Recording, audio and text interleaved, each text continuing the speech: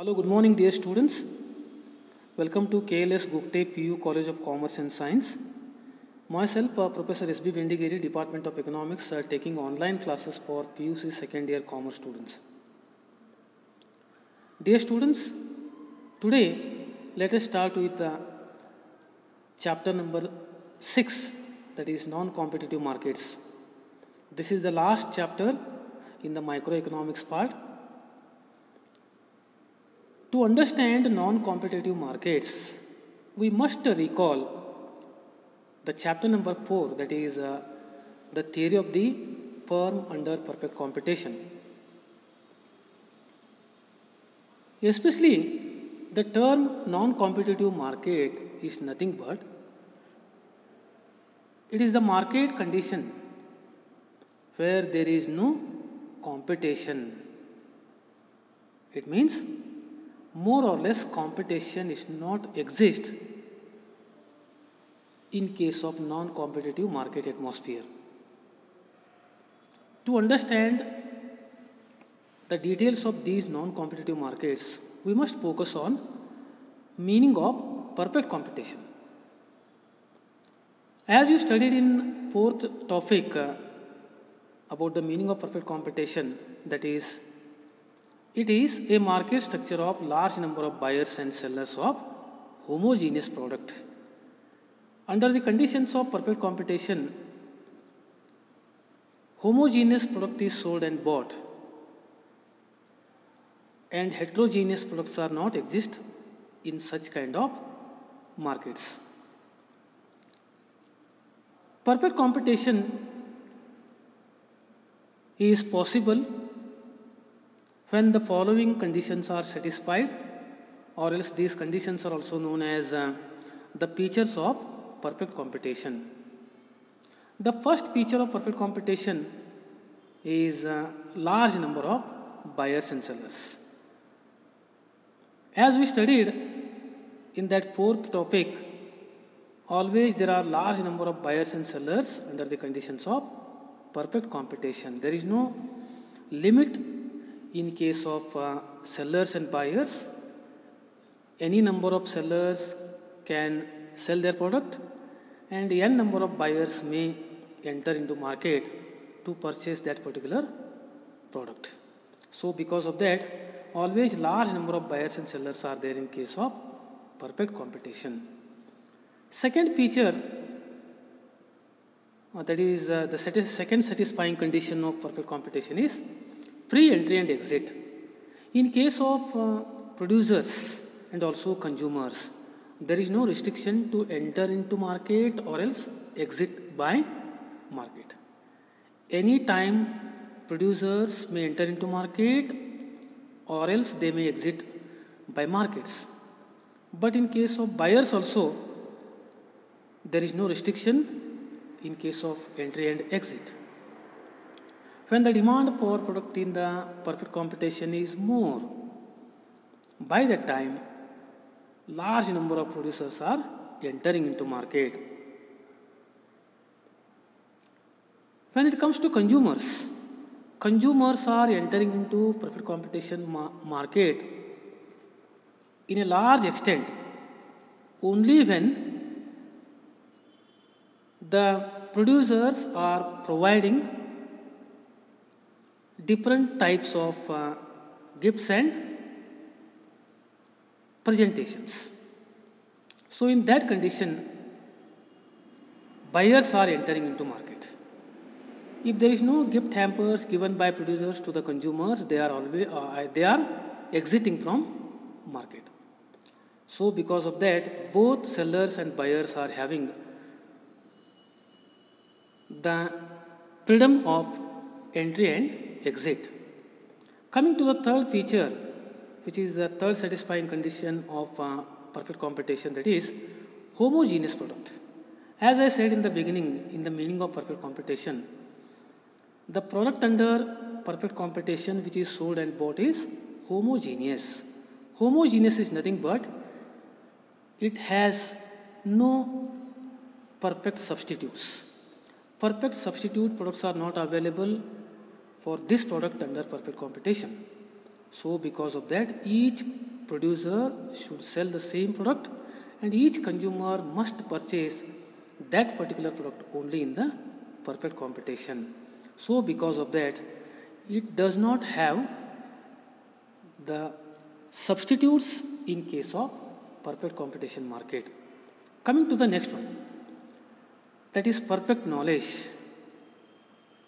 In case of sellers must have the knowledge about the amount of output they are producing and supplying to the market and the amount of input they are using to produce that output. They should know these two important aspects under the conditions of perfect competition. And in case of consumers must know about the price of the commodity. Whatever price is fixed for that homogeneous product in the perfect competition, that can be followed by all the consumers. There is no bargaining. What I mean to say is, there is no bargaining in case of homogeneous product under the conditions of perfect competition. Coming to the next important feature or else satisfying condition of perfect competition is, buyers and sellers are price takers. Price takers means they are not price makers as in monopoly market condition. Monopoly market condition, in that market, monopolist is acting as a price maker. But in case of perfect competition, the sellers and buyers are always price takers. Once price is fixed, that should followed by both sellers and buyers. And this price never influenced by a single seller or else single buyer in the perfect competition market. Coming to the next satisfying condition of perfect competition is single or unique price. As I said in the beginning, the price fixed under the conditions of perfect competition is single or else unique. Once price is fixed, it is common for all sellers and buyers. Both sellers and buyers does not have any independent freedom to change the price of the commodity in case of perfect competition. Take the example of sugar. Sugar is one homogeneous product which is sold and bought in the entire market, but there is no change in the price of the sugar. No seller is not increasing the price of the commodity as he wish, and on the other hand, no consumer is also not bargaining the price of the sugar in the market. So because of that, single or unique price is fixed under the conditions of perfect competition. Coming to the next satisfying condition, that is more quantity is sold at lower price. As we studied, in monopoly market structure, monopolist can sell less quantity at higher price. But in case of perfect competition, sellers are able to sell more quantity of product at lower price because of competition. Here competition arises only in case of certain features. There is no competition arise in case of price. Competition arise only in case of at what time they are going to open the shop, how come they are inviting the customers to the shop, and what hospitality they are giving to the customers, what gift hampers, what presentations they are giving to the customers. So on these aspects, there is a competition amongst different sellers, but they never go for change in the price of the commodity. Coming to the next feature or else a satisfying condition of the perfect competition, that is pre-mobility of factors. The factors of production like labor and capital, these two factors may mobile means transferring from one place to another wherever whenever required. If the demand for sugar in the state of Maharashtra increases, we can transfer the labor and capital from Karnataka to Maharashtra to get the benefit of that increasing demand for sugar. So even in case of Maharashtra or else in case of Karnataka or else in different states, the price of the sugar may be same. So because of that, the mobility of factors is also possible from one place to another in case of perfect competition. Coming to the last feature of perfect competition, that is individual actions are not influence the market. As I said in the beginning, individual actions in the sense no single seller and buyer not influence the market by change in the price of the commodity, because once price is fixed, that can be followed by all the sellers and buyers. So because of that, individual actions does not influence the market as in monopoly market conditions, but these actions are influencing in case of monopoly market.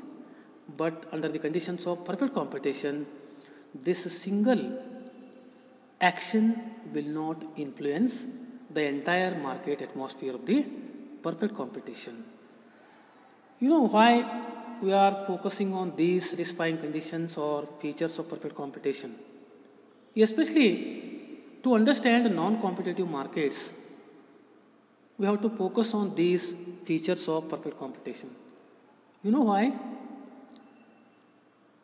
Non-competitive markets sometimes are not possible in some market atmosphere. We shall discuss the situations where one or more of these following satisfying conditions are not satisfied. Take for example, if the second satisfying condition is dropped, that is free entry and exit. If that condition is dropped, there is no question of entering into market. If large number of firms are not entering into market, that market becomes monopoly. Monopoly in the sense when there is a single seller and large number of buyers. If there is no entry of large number of firms in the market, and if monopoly market condition exists in that situation, that is called as non-competitive market. It means what? Monopoly is a market structure of single seller and large number of buyers. I am repeating the sentence. Where there is no close substitute. If there is no close substitute, there is no question of competition. So that is comes under the non-competitive market. The same thing may happen in case of a single or unique price. If there is no single or unique price, non-competitive markets sometimes not exist. Take the example of monopolistic competition. Monopolistic competition is a market structure of small number of large firms. This is called as oligopoly. In monopolistic competition, there are large number of buyers and sellers of heterogeneous products. It means what? There also this non-competitive market is applicable. Especially in case of oligopoly and monopolistic competition, more or less non-competitive market atmosphere is applicable, but it is not completely applicable for perfect competition market. Because of that, to understand the non-competitive market atmosphere, we must have a view on the perfect competition. So with this, we stop today's discussion. Remaining part of the same topic we shall discuss in the next class. Till then, take care of yourself and your family. Thank you very much.